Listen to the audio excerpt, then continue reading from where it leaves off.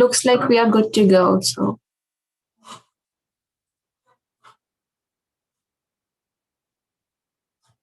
I can start the webinar.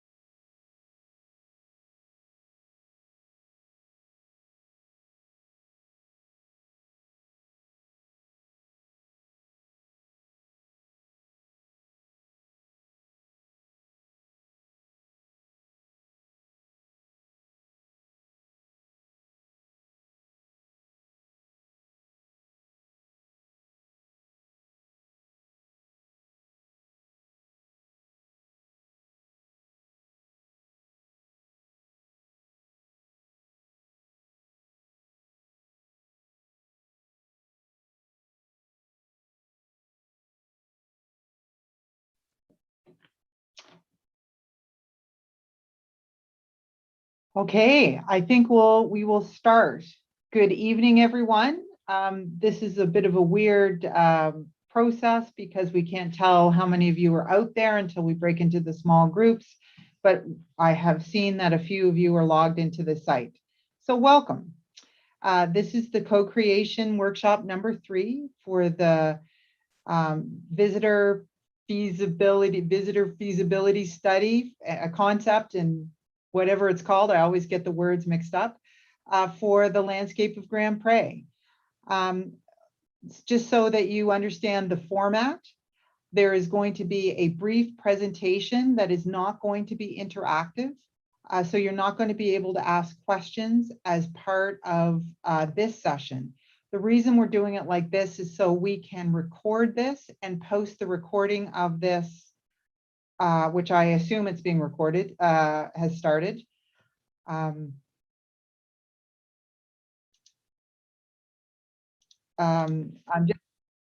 Okay, there's the recording has just started. So maybe I'll start again. Welcome. This session is being recorded so that it can be posted for those who cannot attend the session live tonight.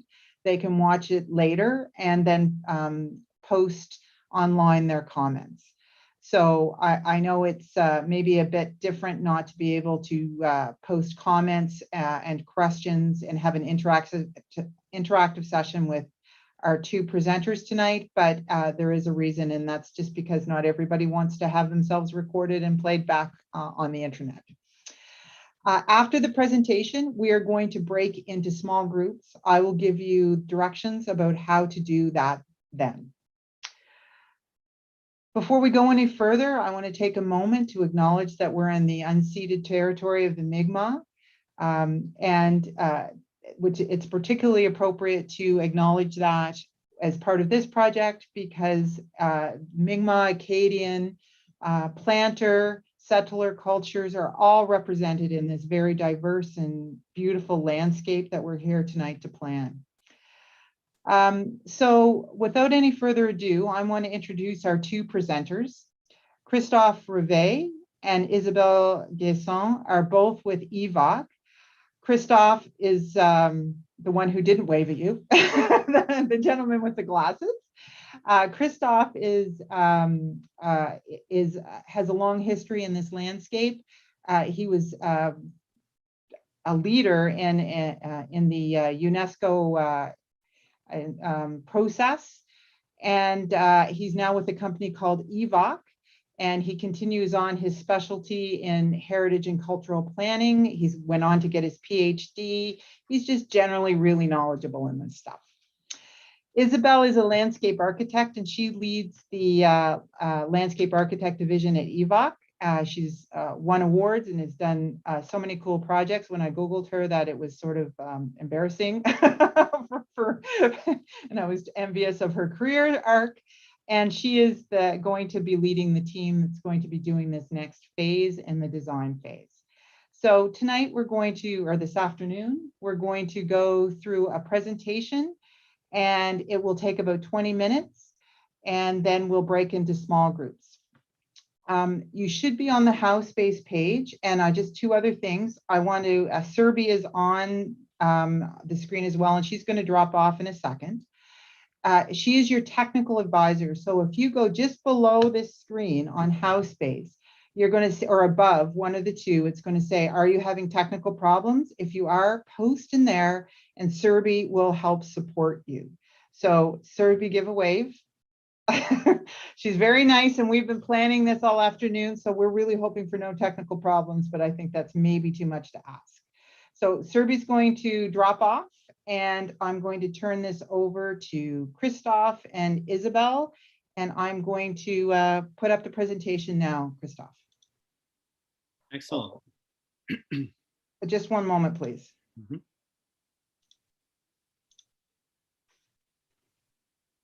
Maybe you could just, I'm just having a bit of a technical difficulty sharing the screen because it's disabled and our host just left. So, well, what I'm suggesting then is that Christophe and I talk about the way we will present this presentation with about 30 slides or so. I suggest that both of us I think you should take the lead because you know the area so well, and I will perhaps say a few comments at the end of each slide, just before you move on to the next one. Yes, and I think I'll definitely pass the baton to you when it comes to talking about the examples, the ideas, because that's where your creativity is going to shine. So thank you, Crystal. Thank you, Isabelle. Crystal, I want to thank you for being part of the team. We do have a long history of working together in Grand Pre, and it is a privilege to be here again. So what we want to show you today is what we've heard. So for everyone's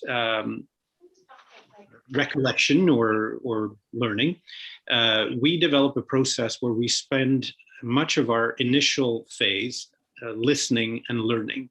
So what we really wanted to do is to make sure that we understood who had a connection to this place and how that connection was expressed. And we wanted to make sure that we could create the conditions for people to share their ideas, their emotions, their impressions, their perspective of why this place is meaningful, and focusing everyone's attention on why this is meaningful through UNESCO's designation. So this idea of outstanding universal value. So what I'll be presenting with Isabelle in the next few minutes is basically the general summary of what we've heard, and it's laying out the foundation for today's conversation, which will be, well, we heard these ideas, we heard that this is what's meaningful in this part of the place, that part of the place. Isabelle will be sharing some expressions of objects that are taken from other places and say, well, would you like to see something more like this or like that? Where do you see this kind of object or this kind of design fit in this landscape as we're trying to imagine how to create an experience for people? So the last thing I'll say before changing the slide, it's that what we're trying to do is to create a place that people can feel they are welcome. And we know that there are sensitivities between the experience of a resident versus a visitor and versus a pilgrim, as the Acadians like to describe their experience, or versus an indigenous connection to the place that the Mi'kmaq might feel. So we're trying our best to offer those bridges and those kind of examples that will help create a space that will be welcoming, that will be meaningful for anyone that connects with it, and through which anyone will hear the voices of the other and the meaningfulness that that has for others. So those messages of outstanding universal value. So let's begin with the first slide, please, Crystal. All right, so this is a quick recollection or setting of the stage. Our primary area of focus based on our mandate is the View Park, which is located within the boundary of the property owned by Parks Canada, but it is not part of the National Historic Site. And it's a distinction that's important when you want to understand where you can do certain things. The National Historic Site, the boundary, the area of the National Historic Site is the area that's designated by the Historic Sites and Monuments Board of Canada. And it's designated because it has certain resources that speak to that designation. Now, for the World Heritage designation, it's much bigger than that. And the View Park offers that first point of contact with the view of the whole. So what we're going to talk about today is how we heard certain ideas and certain expressions of connection at the View Park that also find their place elsewhere on the property that's administered by Parks Canada. And that's part of the conversation that we're going to have today, is how do we make those things coherent and what kind of experience can we offer that will be consistent with the stories, consistent with what's valuable from a cultural perspective on the property, and and it's something that will make sense for someone who visits the place. So our analysis initially started with the view park. It spilled over based on what we heard. It spilled beyond that 5 acre. And we added a number of layers of analysis that included where the cultural resources are located. So for those of you who are familiar with this, when you designate a site for World Heritage status, you have to identify the things that are important culturally. So we've done that analysis on that property, so we know exactly what we're looking at. And the second analysis is we looked at what's already on offer from an experience and from an interpretation perspective, so mainly the Parks Canada experience. And we tried to look at the gaps, the complements, the things that will give us something to work with, and identify what might be missing. The next one, please. So this is how we're approaching the question of making sense of that space. I'll start with the area that, if you live in the area or if you've been, and that's the area of the visitor center. So that whole area in gray is what we're qualifying as the entry and staging area. And the reason for that is that we've heard clearly through the engagement that it seems like a natural location to start any experience in that property, because there's already infrastructure, because there are people already there working and welcoming visitors, and because it has the infrastructure to welcome people by foot or if they come by vehicle. So this area, we are qualifying it as the entry and staging area. Now, despite that qualifier, there are certain things that happen in interpretation and activities. So this is where, in brackets, we included the terms Acadian and sharing a space and agriculture. If you go through the exhibit and if you go through some of the interpretive paneling, you'll get those messages. You'll get the story of the Acadians, how they lived there and how they were deported. And you will have elements of stories around sharing of space, because there are elements around the Acadian presence, sure, but the relationship with the Mi'kmaq and agriculture, obviously. The second part that is traditionally understood as being interpreted is what we labeled as the traditional historic park area.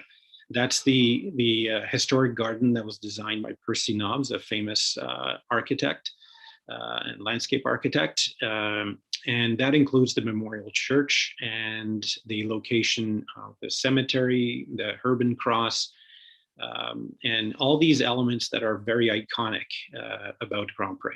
So those two areas are already well defined and they're clearly administered by Parks Canada. So that leaves us with those other areas.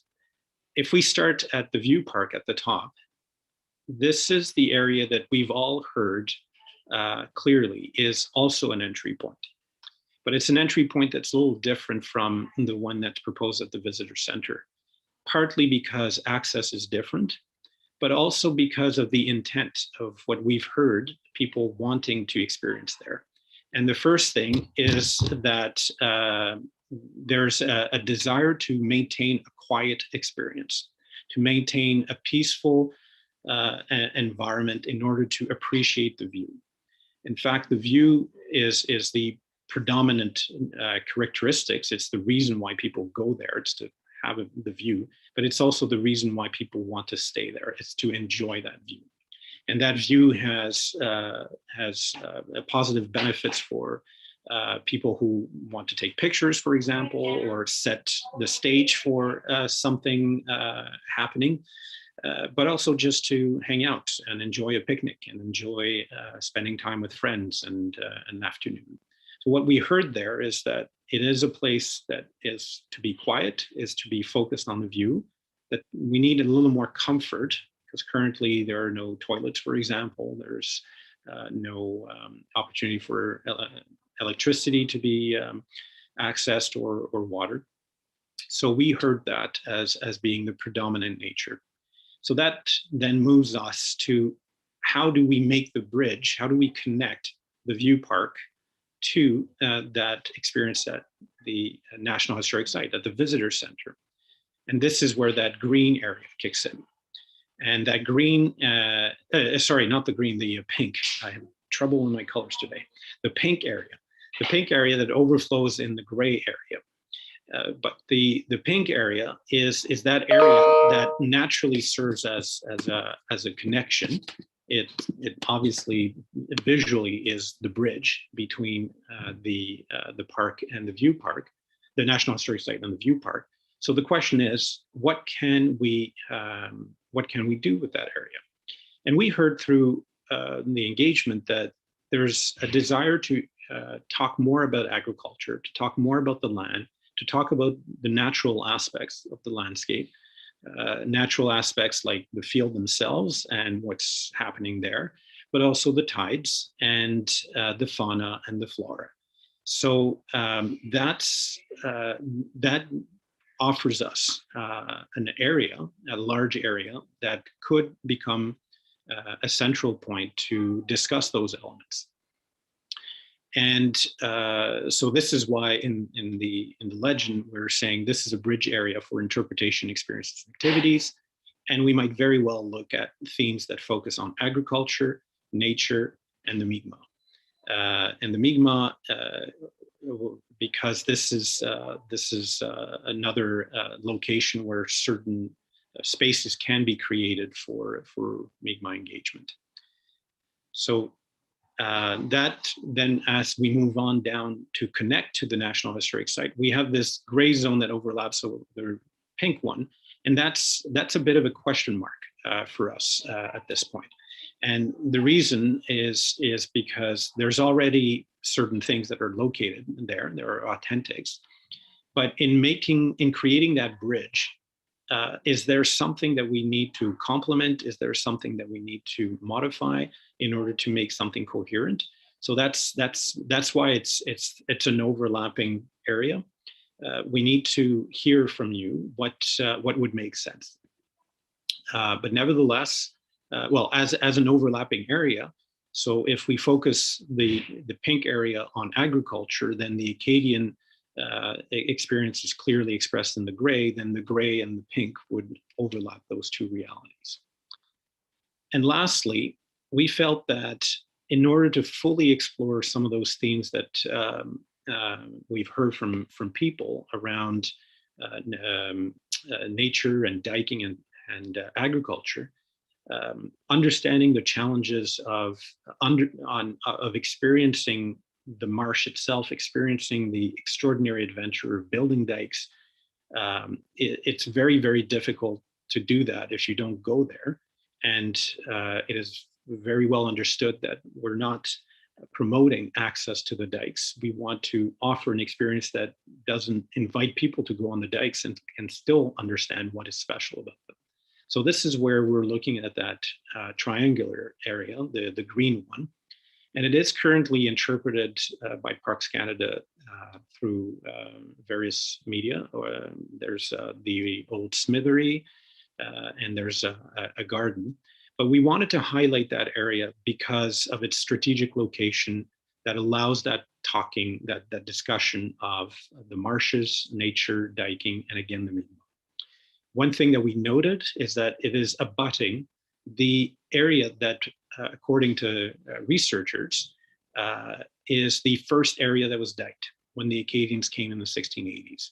So just north on the other side of that lane is the first area that was diked. So for us, it means an opportunity to talk about that first diking, to talk about the marsh as the way it looked before it was diked, to talk about how the Mi'kmaq had a connection to that space for hunting, for medicine, and so on.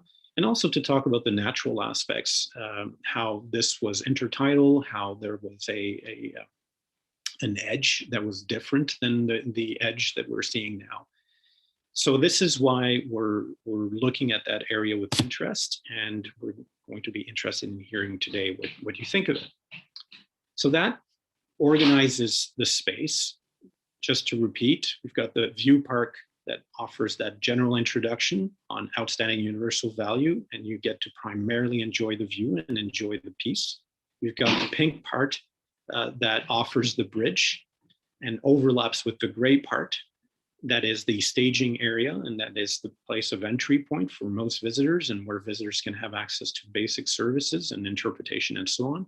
Then you have the green part that offers an opportunity to have that direct visual and to a certain extent tactile connection with the first places that were diked and the march and so on.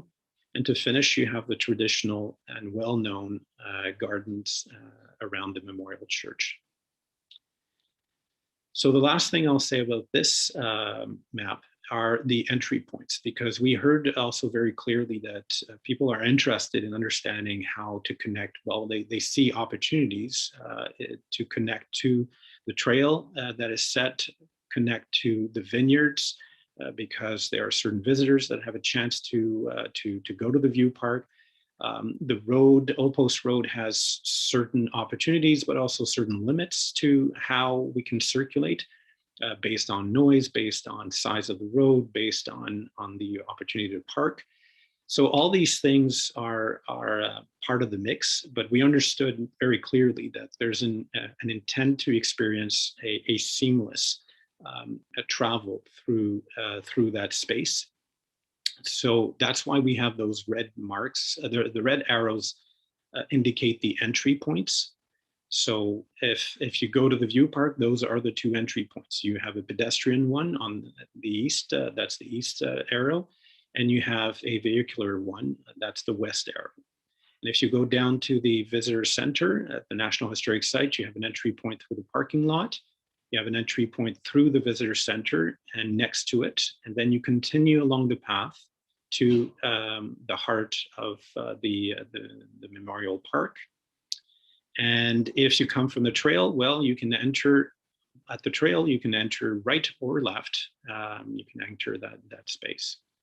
And all of this is connected, not seamlessly, by paths. So you have a path that goes from the visitor center to the Memorial Church. And from the Memorial Church, you can go right or left to either the cemetery or the triangular property.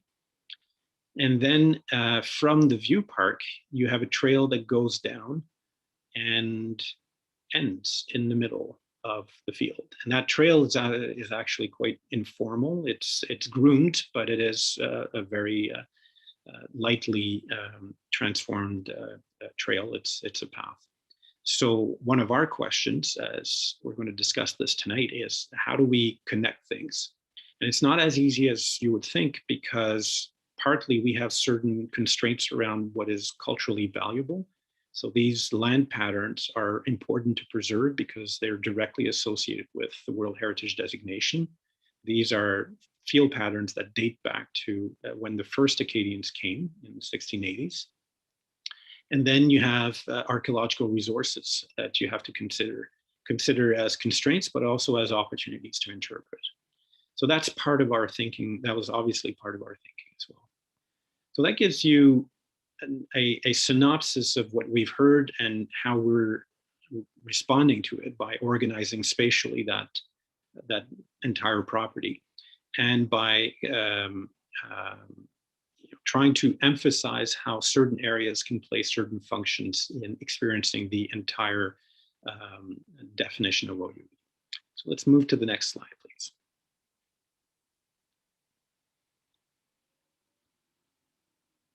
Crystal is moving, but the slide is not. Thank you. All right, so this is just... Christophe, pour ton information, il est 5h moins 5. Oui, merci. So just to emphasize the specificities of each areas, and we're going to look at those more in detail in the smaller groups. This is the triangular property, it's the green property, so you can have a view of the marsh, and this is a picture of what you have there. Next slide, please. This is the pink area and the hashed gray and pink. So it's an open field, and you can see there the trail, the path that connects to the bottom of the hill. Next one, please.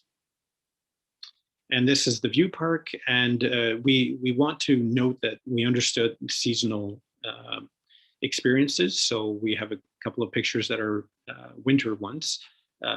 So even though we have most of our pictures are green, we do understand the importance of considering year-round experiences and year-round access. The next one, please. The other important factor that I think I've stressed a few times is that the view is critical, and that view is actually protected for World Heritage purposes. So you can see on the left a map that shows those cones, and one of those cones is directly taken from that point at the View Park. So that's why it's important to nurture that connection and emphasize the importance of the view. The next one, please. Just a reminder that there are criteria for World Heritage inscription, and that's the focus of our work. We have to think about how to talk about traditional farming settlements. We have to talk about the tides and the dikes and the abutos, and the fact that it's now still a sustainable agricultural environment. So there's that continuity over time. And that it's an iconic place of remembrance for the Acadians, that the Acadians had a relationship with the Mi'kmaq. It's also important to the Mi'kmaq, that place, and that the planters and the successive generations of residents and workers of the land have also their connection to the place.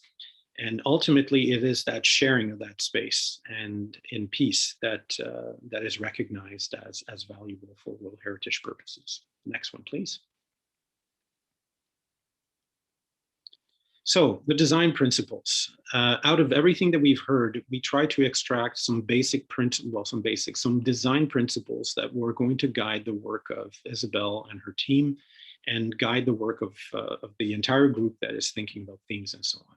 So I'm not going to read them in detail because they're available on your on HowSpace, and we're going to use them in the next few minutes, but I'm just going to emphasize what's in bold. The collaboration for mutual benefits. So this is an emphasis on the fact that various communities have connections, and we need to find ways to design things that brings everyone to a place that they can call home. The View Park focuses on the view to help people appreciate and emotionally connect with the landscapes. So I've already mentioned that a few times.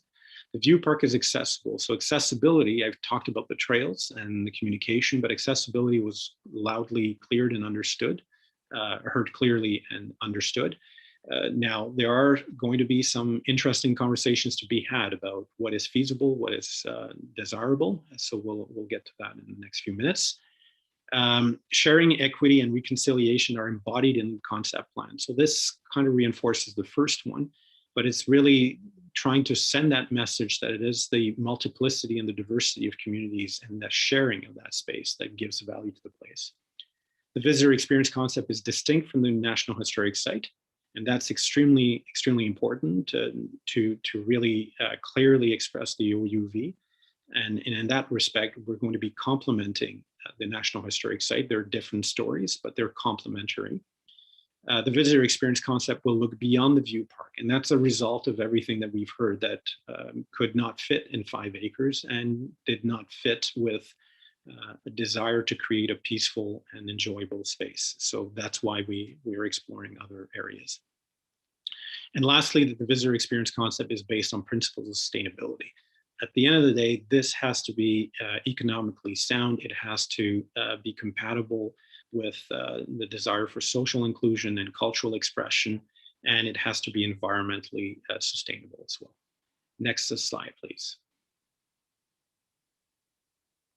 So this is the part that Isabelle will take on, and it's sharing ideas from around the world to stimulate everyone's thinking around what would make sense in that area that we call Grand Pré, in the View Park and those other areas. So this is where I'll let maybe Isabelle just go through the slides and just say a few words about why those pictures were chosen. And after that, we'll be able to get into the nitty-gritty of our conversations. So Isabelle, let's start with the pathways. Thank you, Christophe. So regarding the pathways, we have here a a few ideas about, namely the challenges where we need to connect different areas in the park. We do have to go up a small hill at one point, and the idea is to represent different ways where we could keep the spirit of the place without disturbing it too much while rolling down or up the hill and trying to find a way to connect those places. The idea here would be to have your ideas and opinion on what would you like best, or how do you see this to be implemented? Are there some ideas that you like better than others? So this is what we'll be discussing in the smaller groups later on. Next, please. This one is about sloped pathways. Of course, the middle one at the top is a bit eccentric. I don't think this is appropriate to do in this heritage park, but we do want to have your opinion about what you like and dislike in those different ideas. The one at the bottom left is kind of nice because we could go up a hill in a path that would be slightly underground just to hide it. And that way it will be less intrusive in terms of blocking views by some structural pathways. The ones with the stairs are perhaps less interesting for the universal accessibility criteria that we'd like to keep throughout the park. But again, your idea and ideas here are welcome. Next, please. This is for the interpretative support. There are quite different ways nowadays to talk about the historical aspect of a site, how we reveal the spirit of the place. And some are more subtle, some are more spectacular, others are very intricate. So the colors may always be changed according to the conceptual design that might be chosen. But ideas are extremely diverse nowadays. We can do just about anything. Next. Artistic support here is to trying to add a layer of artwork within the park. This could take the shape or the form or the texture or material that could be coming from the place, or that could be revealing other ideas or themes.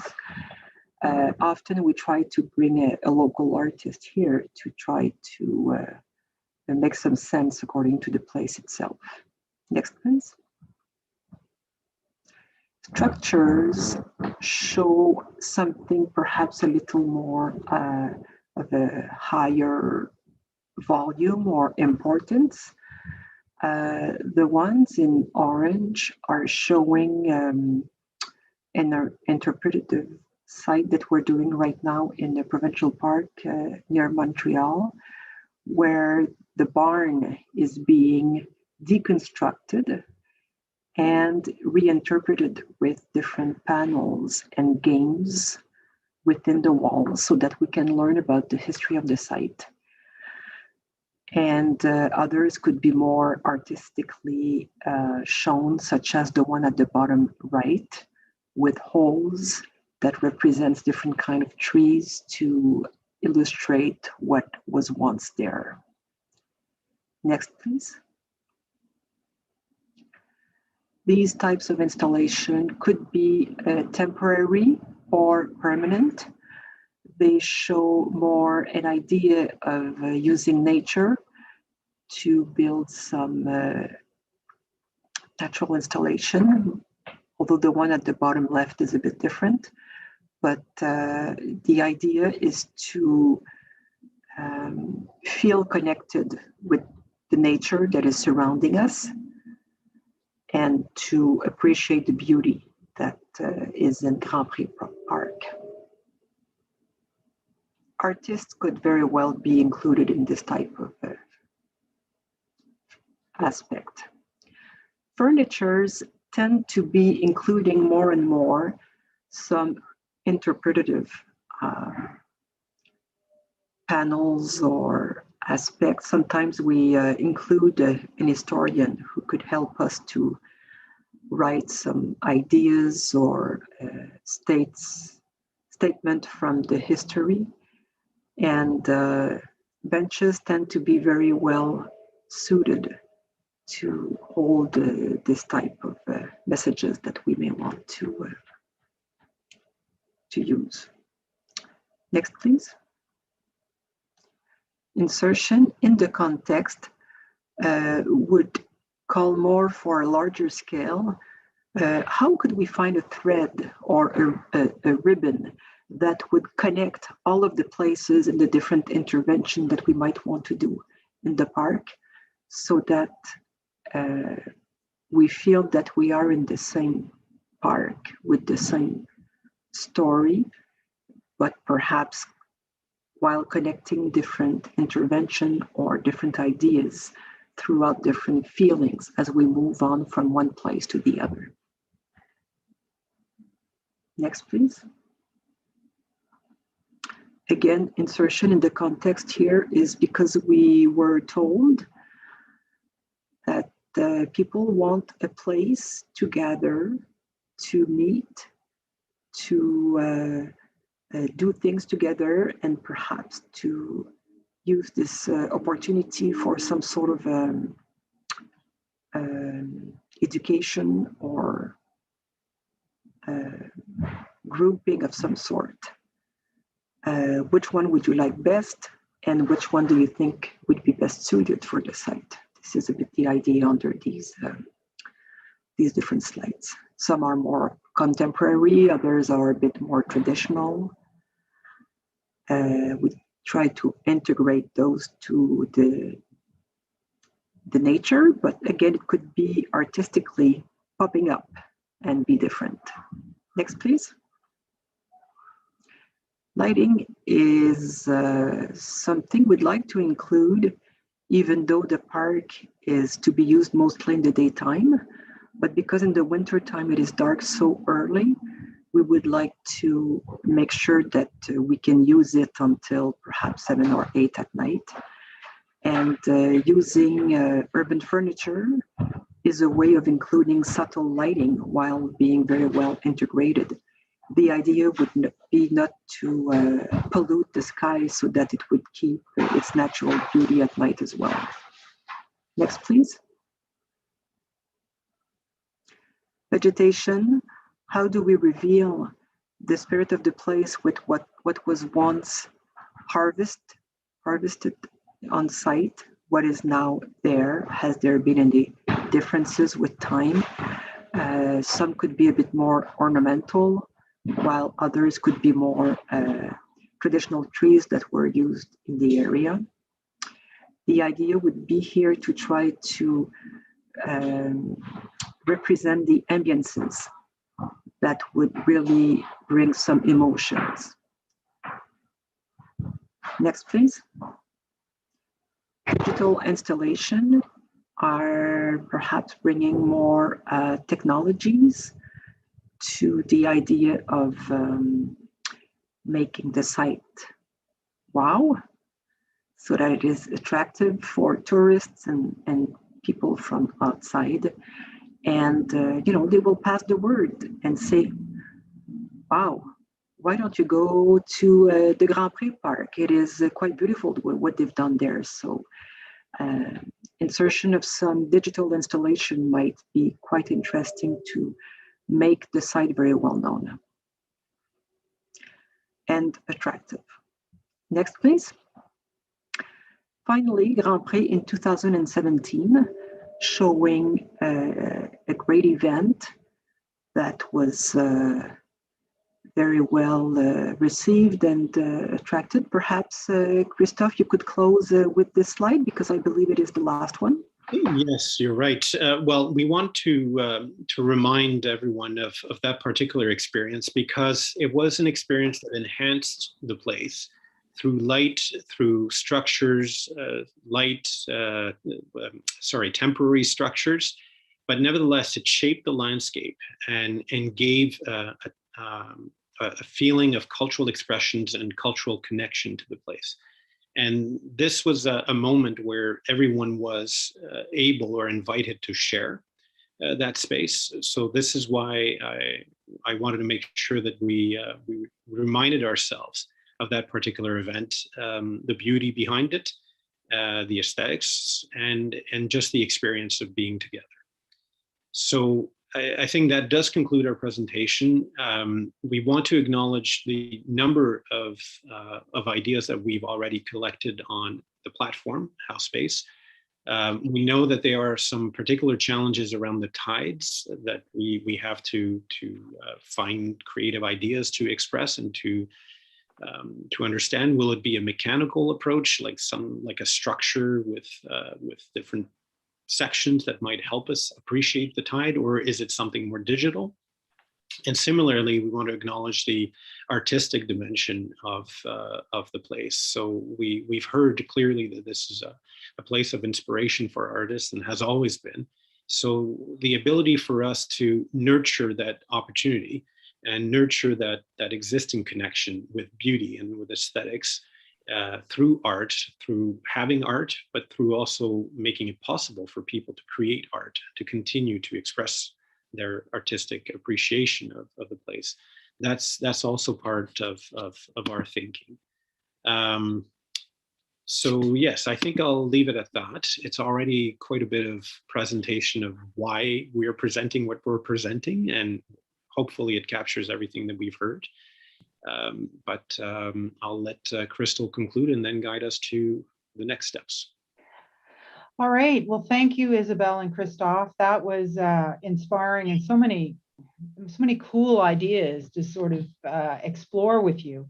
So the next section of this, in a few moments, probably in the next 30 seconds, you're going to see 3 buttons on the HowSpace page where you're viewing this live stream. Each, and they're going to say join, these buttons. So there's going to be group 1 with a join underneath of it, group 2, and group 3. Each group is going to have a design person. So Isabelle will be in one group, Christophe will be in another group, I will be in the 3rd group, along with a member of Isabelle's team. We will then go into small group work, where we will start talking about this really inspirational presentation that was just given with all these wonderful ideas, and start getting your feedback. There is not going to be sort of a gathering back at the end of the small groups. We're just going to take all of this information, and the design team will then start working with it and massaging it and putting pen to paper or computer mouse to screen, and come up with a draft concept plan based on all the feedback that we're getting and input. I want you to be aware that input is not just coming from this group. There is going to be a similar session held in French with anyone who wishes to participate in French. We are also working with the Indigenous and Mi'kmaq communities to try and get input from them, as well as a youth advisory group, so that the youth voice is heard clearly in this, because at the end of the day, I'm not sure my knees will get me up that hill in 20 years, and so they need to go to this space. So, but the youth voice is vitally important. I also want to mention that on August 19th, we are tentatively planning the unveiling of the draft concept plan. We are to be done the whole project by mid-September. So we will be bringing a draft concept plan back to the communities, all the communities, the Francophone community, the local community, anybody who wants to comment. We will be doing that tentatively on August 19th, but we also heard really clearly that we were gave a bit short notice for this, and our apologies, but it's a very condensed timeline. So we're trying now to give a bit more notice. Finally, this presentation will be posted on the HowSpace page. So if you know people who wish they could attend, but are out gardening because it's sunny outside and it's been raining all day and it's a great day to pull weeds probably, Please encourage them to come to this House Space page and view it. There's going to be a place for comments. There's going to be, and that they can participate virtually. That's the strength of this platform. So it's 6:15 now. We are asking people to kind of equally distribute amongst the groups. If you go into one group and there's 20 people, could you just jump off and go into a next group and find a group that's not going to be too big? We want to keep the groups of a reasonable size. So I'll ask the facilitators also to sort of manage the size of their groups. If you have a favorite person you want to listen to, Isabel is in group 1, Christophe is in group 2, and I am in group 3, along with a member of Isabel's design team. So I think that's it. I will give you 2 minutes to get a drink and do whatever else you need to do to stretch your legs, and we will meet in the groups at 6:08. How about 6:20? They will begin the formal sort of discussions, but that'll give everybody time to get into the groups. And I'm just going to quickly show you the House Space page. So the groups I'm talking about are small group 1, and you just simply hit the join button and you will go right into the space. If you have technical problems, just post a note here in presentation chat and Serby will help you. Did I cover everything, Christophe and Isabel? Anything else you want to say to the broad group before we break out? Well, it would be nice if everyone could connect now and perhaps take 2 or 3 minutes pause after, so that you are well connected and make sure that you understand how to join the group. Okay, excellent. And we are going to now cease this presentation. It'll disappear from your screen, and we'll give you a couple minutes to jump into your small groups. So have fun with this, and we're excited to see how it all looks. So see you in a few minutes. See you soon.